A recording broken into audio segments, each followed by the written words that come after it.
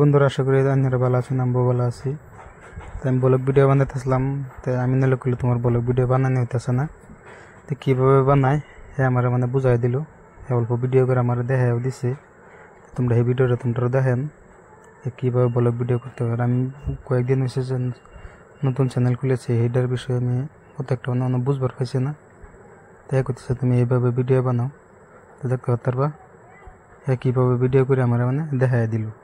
Video আরো দেখাবার লাগে তোমরা এখন কি করলো ভিডিও ভিডিও দেখো লাগে তোমরা আমরা লগে থাকতো আর তোমরা দেখাবার চেষ্টা করবো।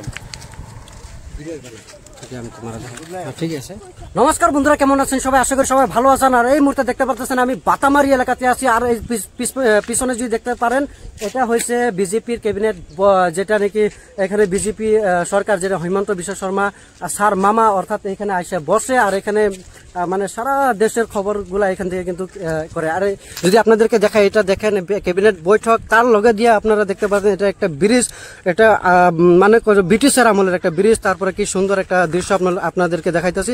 আর এই যে দেখেন আমার সাথে আছে ইন্নস ভাই। আর ইন্নস ভাইয়ের চ্যানেলটা সবাই ফলো করবেন, সবাই একটু ইন্নস ভাইকে সাপোর্ট করবেন। তার সাথে সাথে আপনাদেরকে যদি দেখাই, যে দেখেন আমাদের নশেদ ভাই, আমাদের কবিরাজ, তারপরে আছে আমাদের এটা আরেকটা ভাই। ভাই কেমন আছো?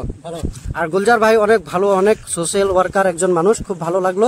আর বর্তমানে আপনাদের সামনে থেকে আমি রিহান আহমেদ এখন বিদায় নিচ্ছি। আবার দেখতে পারবেন নতুন একটি ভিডিওতে।